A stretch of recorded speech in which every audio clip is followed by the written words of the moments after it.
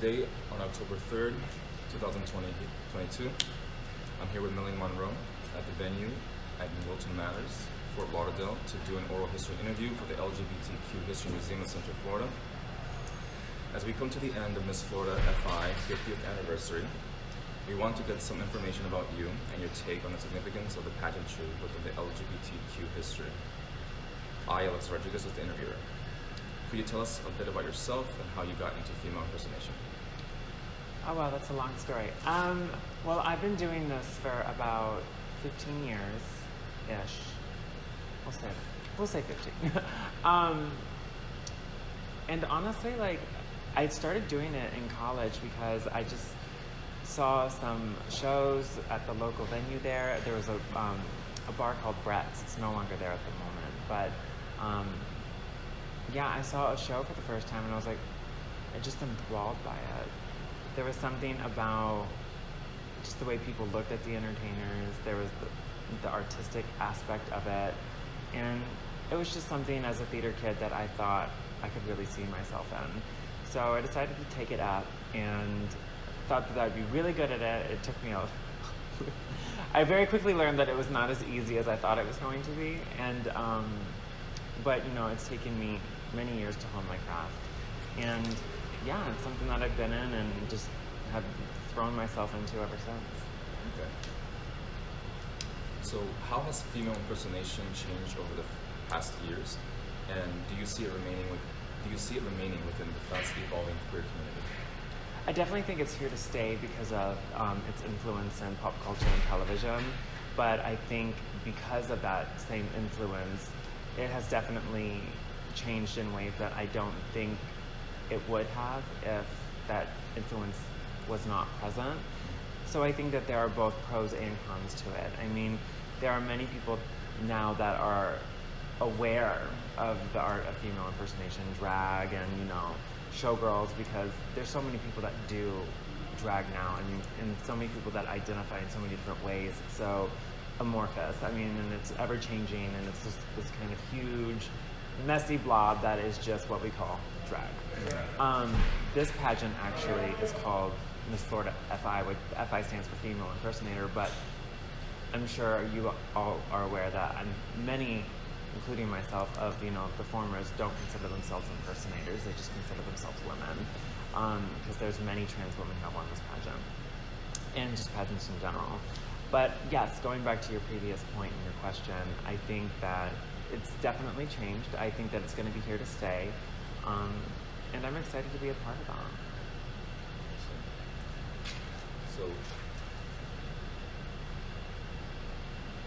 So what is the importance of this art form within the contemporary queer community?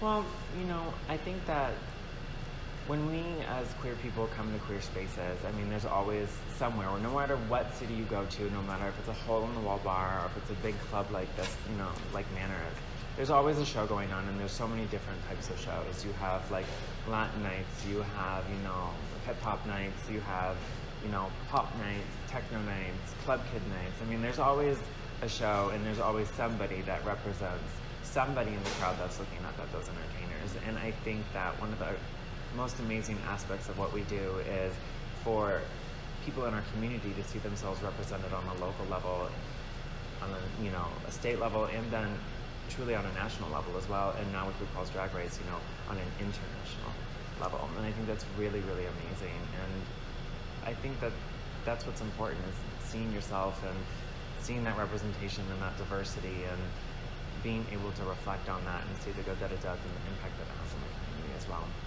So you mentioned RuPaul's Drag Race. Do you think RuPaul's Drag Race played a positive or negative role in all of this? I think it played a role. I wouldn't say that it's played a positive or negative role. I mean, I think that everything has a consequence, and everything has, a reaction.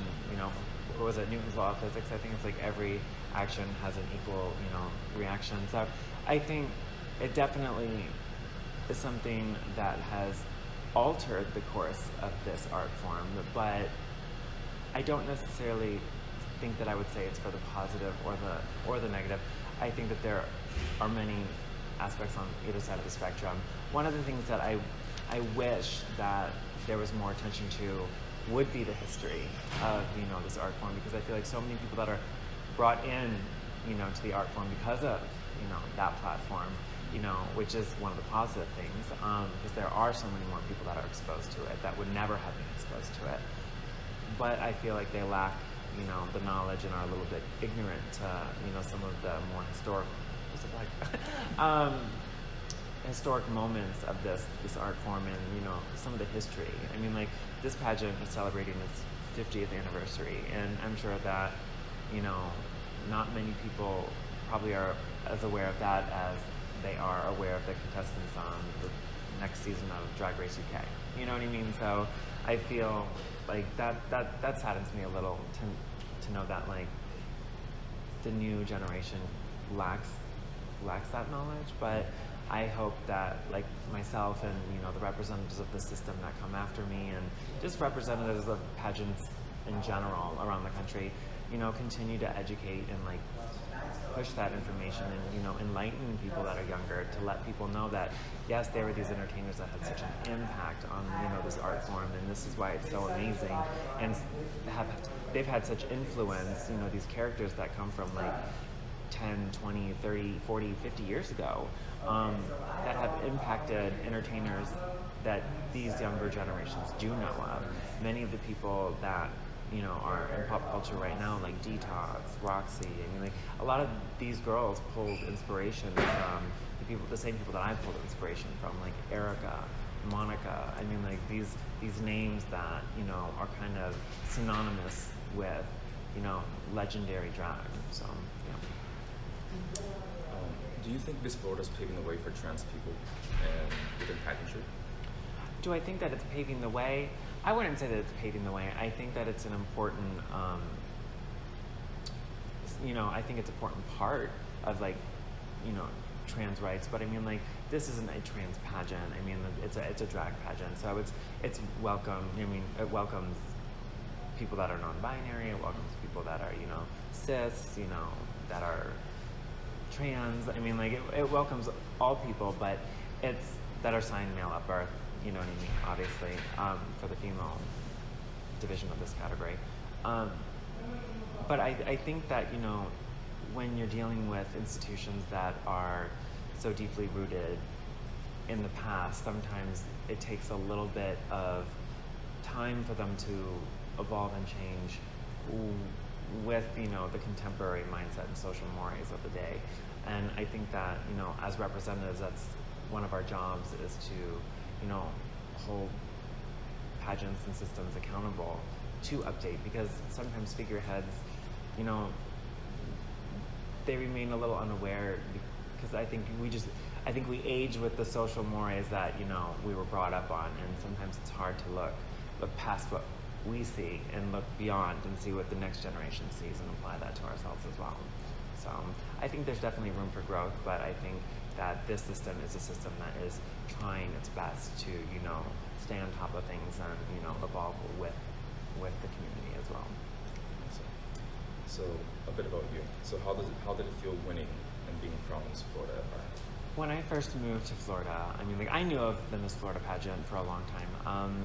This pageant predates a lot of, pageants, a lot of the big five pageants. I mean, like, so when we think of size as far as, like, impact in the community, I think that you have to take into account the history and also the impact as well. Because there are some pageants that have a lot more exposure, that have a lot more turnout, that, you would think this is the pageant, but then when you think about what has come first and how long it's been running, I mean, longevity is definitely something that I think you need to take into account when dealing with, like, systems, because, I mean, we've been here for 50 years. 50 years is a really long time. I mean, it's longer than I've been alive, and I'm sure it's longer than either of you have been alive. So, I mean, like, it's crazy to be a part of something that has existed before, I have. And when you think about that, I think it really is profound. I really wanted to win this pageant, and I knew that because I wanted to go on to do other things. I knew that while I lived in Florida, because when I competed, you had to live in Florida. Now it's open, nationally to whoever wants to, compete. but I knew that while I was here, I wanted to represent and be the first lady of the state, essentially. So I was really ecstatic to win, and it's been an absolutely lovely reign, and it's been my absolute pleasure. So what is the significance and the meaning of the crown for you and for? You know, I think a crown is a symbol of all of the dedication and the perseverance and the effort and talent that you've accumulated to capture that moment, that win. And then I think after you win, I think it's a constant reminder to remain accountable to the ideals that you put forth for yourself to win the pageant. I mean, like, you have 364 days after the night that you win, essentially, to continue winning and, you know, presenting yourself as a true, you know, beacon for the community and that system, and representing that everywhere you go, everywhere that you are seen, you know, because it's not just the 3 minutes that you're on stage or the 1 or 3 or 10 nights that you're representing, you know, a title. It's every time that people see you, that crown is a constant reminder that you need to be in Miss Florida at all times. So where do you see female impersonation in pageants like Miss Florida F.I, Miss Continental, and others in the next few years? You know, I think that because the platform is so big at the moment, like drag as a whole, I think that, you know, things don't last forever, but they can last a long time. I think that once things shift back from TV to local communities, I think pageantry will have a resurgence. I think right now that there's a little bit of a, you know, a lull in pageantry because everyone's focused on television, but, you know, eventually television programs will end their airing cycles. And I mean, like, and once that's done, everybody who has learned to love drag and who is excited to be a part of it, they're going to want to turn someplace, and pageantry is going to be that place. So, I mean, we're celebrating 50 years. I hope that, you know, these pageants are on for another 50 years and they celebrate 100. I mean, I won't be here probably, but I mean, I hope that the people that are, you know, doing interviews like this and have more stories to tell and, you know, have moments to share. So with 50 years and running, how has Miss Florida evolved, and how will it present itself, do you think, in the next, let's say, 50 years or 75 years or 100 years? Well, this harkens back to like my previous point. I think that, you know, with drag is so closely intertwined with the trans umbrella. I think that, and just gender expression in general, I think that as that evolves and we become more aware and enlightened of how people are feeling and thinking and presenting themselves, I think that pageantry and this system included will evolve to kind of match that and to like keep themselves accountable for that community that they're like, you know, representing. And what advice would you give to the next Miss Florida F.I and for the younger generation to come? My advice would be proactive, you know, always carry yourself with a sense of grace and dignity. Be sincere. I mean, like, when people come up to you, when they ask to take a picture, take the picture, because there's going to come a day where people aren't going to want a picture with you. So always remain humble, always remain kind. I think that it's important to be approachable, just as much as it is important to be visible. I think that the next person should be somebody that is proactive as well, and somebody that really wants to reach out and embrace the community and share the experience of being Miss Florida and the pageant itself, and just invite, you know, everyone from all over to like come over and experience this, because it is a glorious moment, and it's like a big moment in this community. I mean, like,